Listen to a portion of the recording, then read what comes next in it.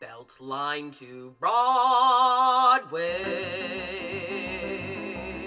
Beltline, oh my, helps get through the tough times. Broadway, hooray. Let's all tune in to Beltline to Broadway. What do you say? You could binge any day. Listening to Beltline to Broadway. Beltline to Broadway. Hello, everyone. I'm Lauren Van Hemert, and this is the Beltline to Broadway podcast.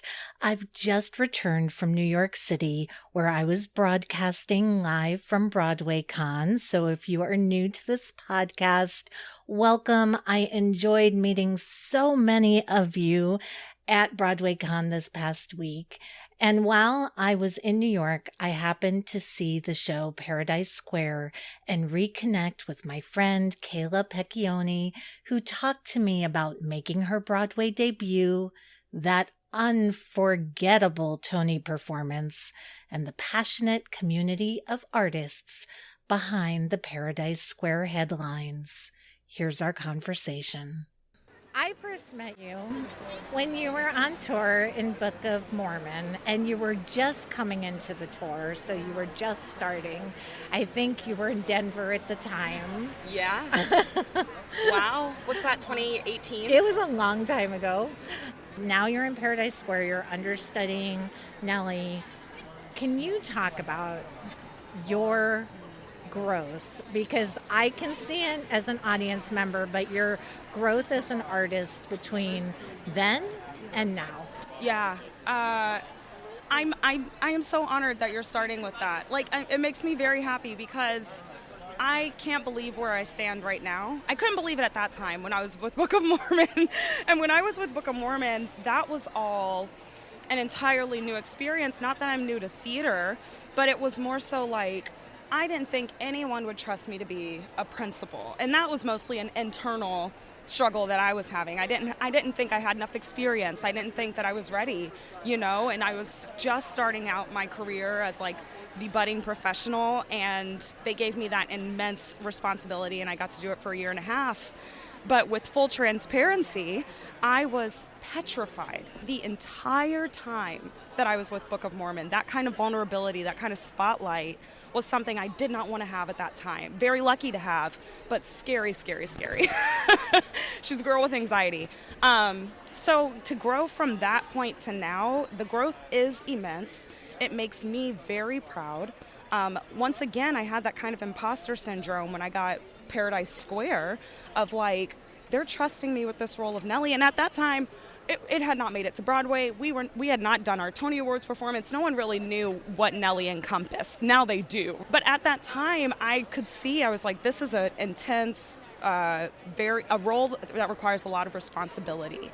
And I was honored to do it. And I had Joaquina Calacango, our Nellie through and through. I had her as a master class. I mean, she is just a lesson. Being in the rehearsal room with her, being on stage with her, I'm taking notes. I'm learning lessons every single day, and we all are. And with her guidance, I've found how to play this character in a way that is not reciprocating what Joaquina does, but in a way of like making it my own, standing in my own power, believing in myself. If I crack, I crack. If I mess up, if something goes wrong, it's live theater. That's what's supposed to happen. And she's so well at handling all those little kinks that come with live theater. She does it all the time, and I attribute all the confidence that I have in myself right now to just being able to watch her do such a vulnerable thing night after night after night and conquer it. And I've risen with her. And I would say the whole cast has done the same. We rise with her. I do want to ask you a little bit about the imposter syndrome because I hear this so much, especially from Black and brown actresses. It takes them a little while to find their voice. What would you say to them? I wish I could give them a hug. It's so much more than words. growing up, just me growing up in theater, I fell in love with theater when I was a little kid. From my parents would take me to different performances as they would roll through. I'm from Louisville, Kentucky, and we got the chance to see Broadway shows as they'd come through. But I distinctly remember falling in love when my mom took me to see the movie musical Chicago. And we sat in the front row at the movie theater to watch it. I had no idea what it was. I honestly think at that time I couldn't even understand the concept of musical. And I fell in love with it.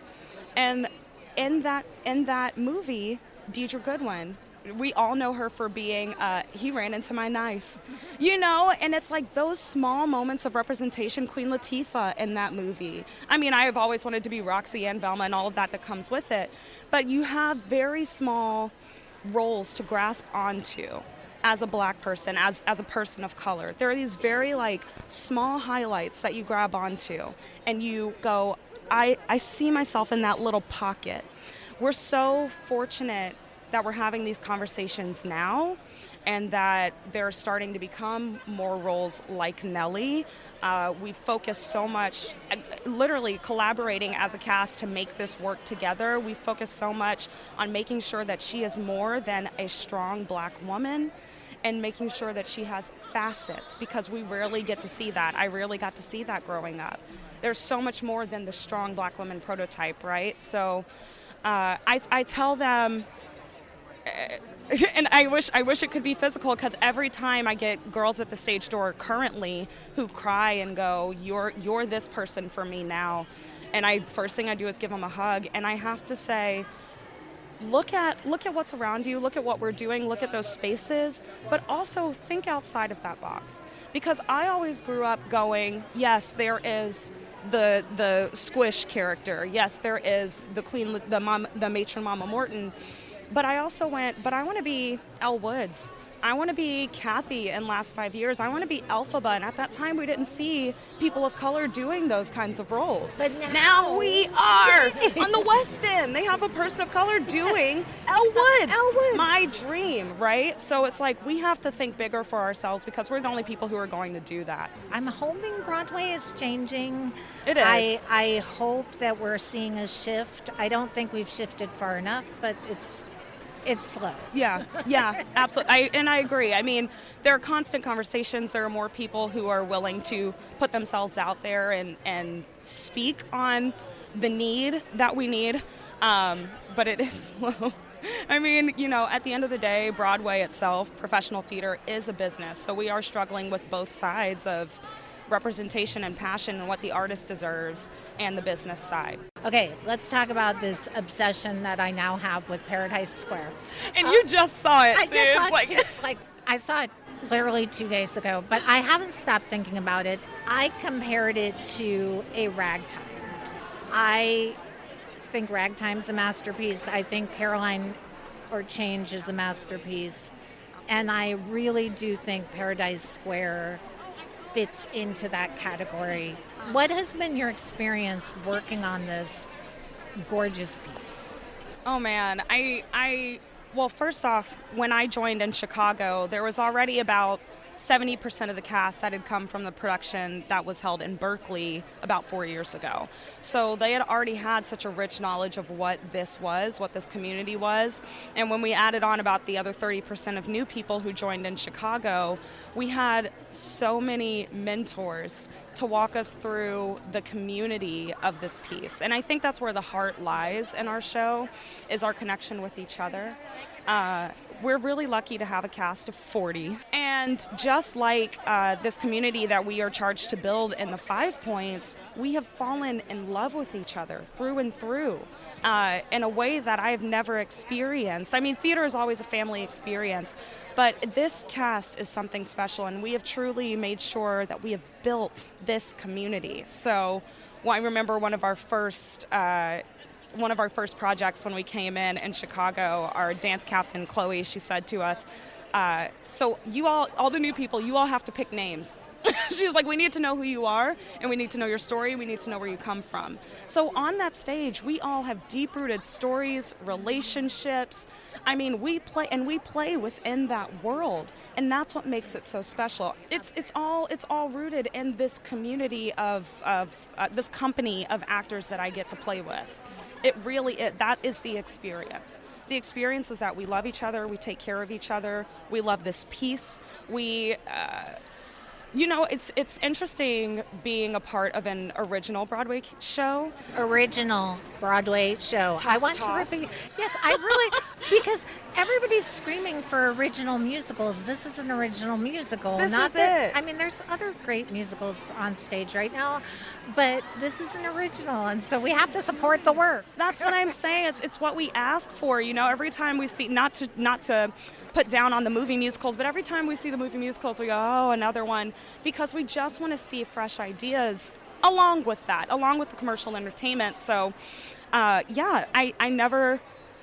can't believe I'm at the point of my career where I get to say I'm in an original Broadway show. But what comes along with working in an original Broadway show is the collaboration. We were so lucky within this process to have our voices heard the whole way.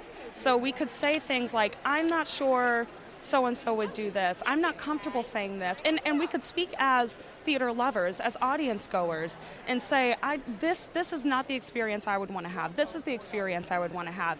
And have that kind of input to build this, what you've lovingly called a masterpiece. But what we also, in our hearts, consider a masterpiece of a show.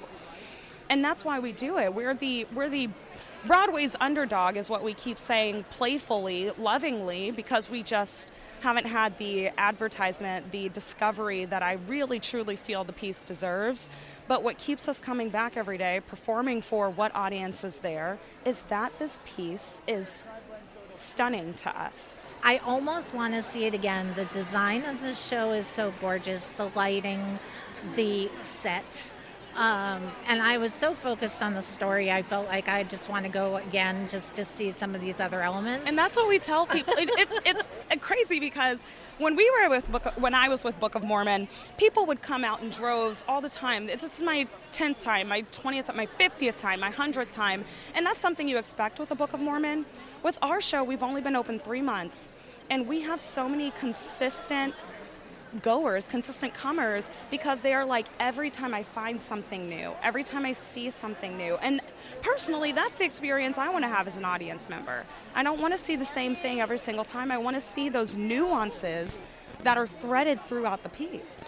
There's a lot of, we're not going to talk about there's just a lot of noise about what's happening behind the scenes on the show, off stage on the show. Yes. I don't want to focus on that, but what I do want to focus on is you and the cast really collaborated to make this piece your own.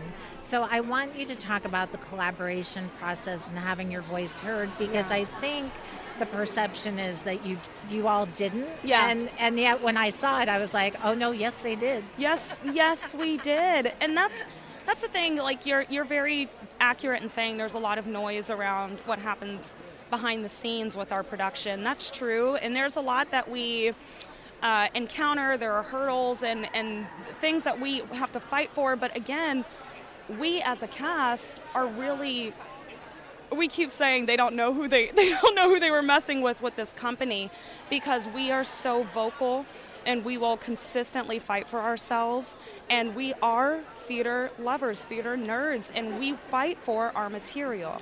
That is, and I would say out of the fights that we fight all the time, that is the one that we are most proud of accomplishing and winning, that we can stand on our stage and go, we are proud of this.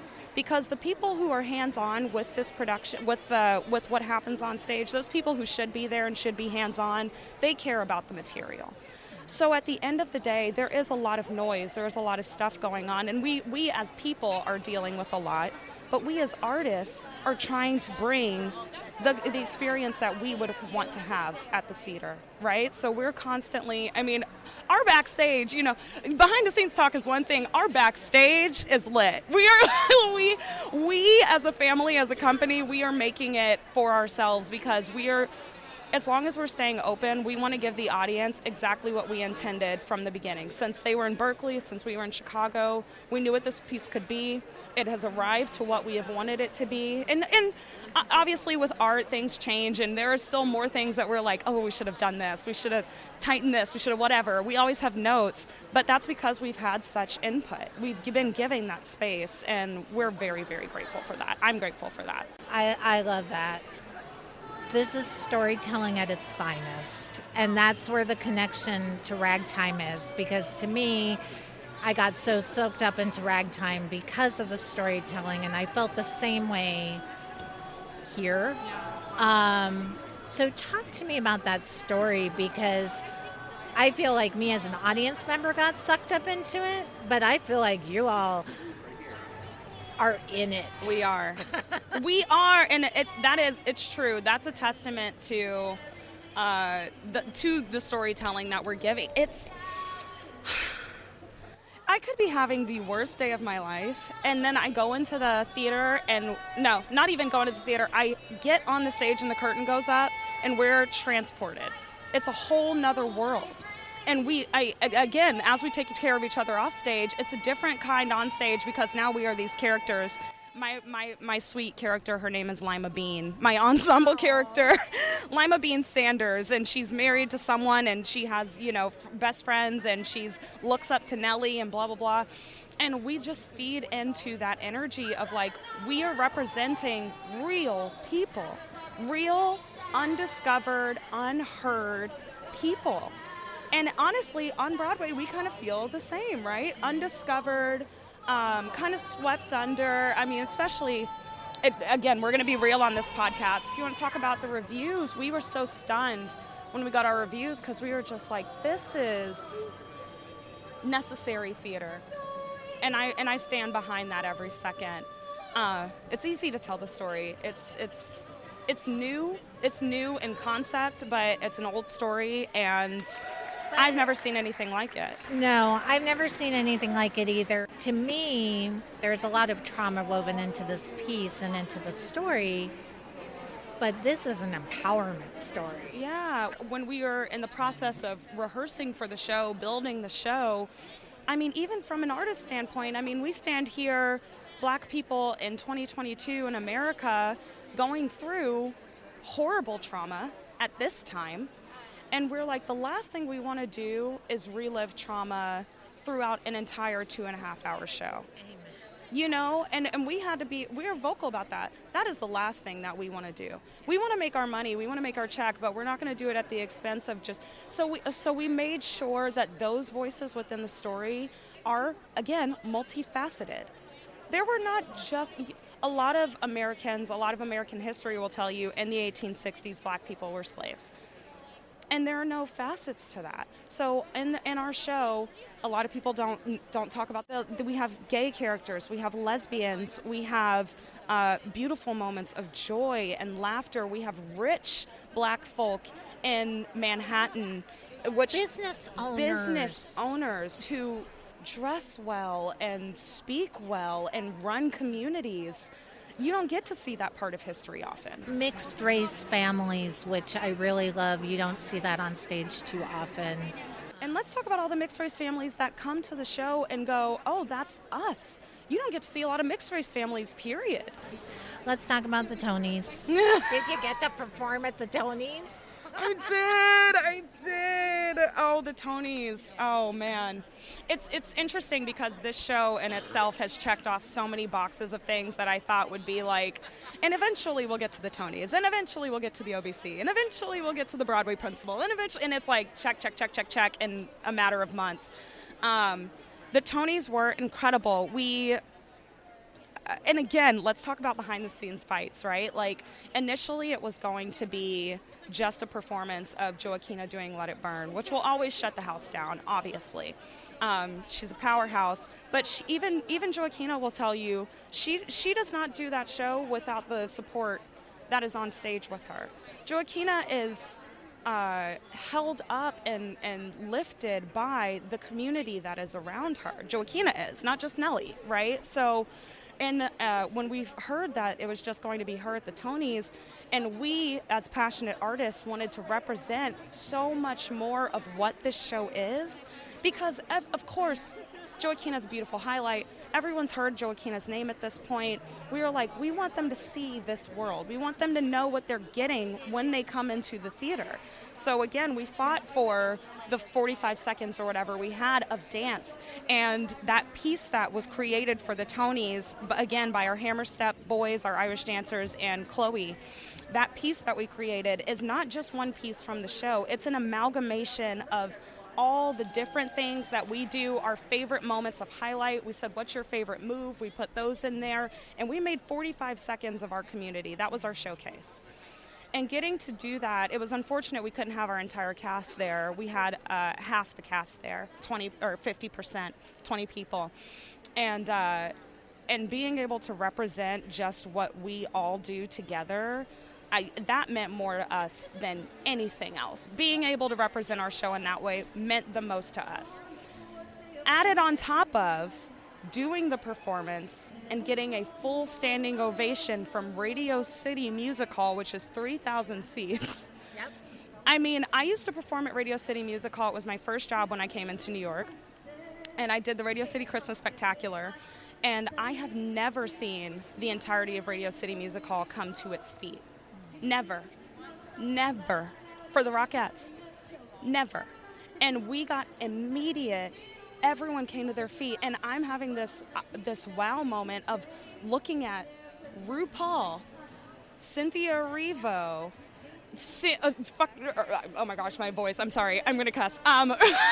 Lawrence Fishburne, Jennifer Hudson in the front row, Bernadette Peters in the front row, and they are standing there clapping for our performance.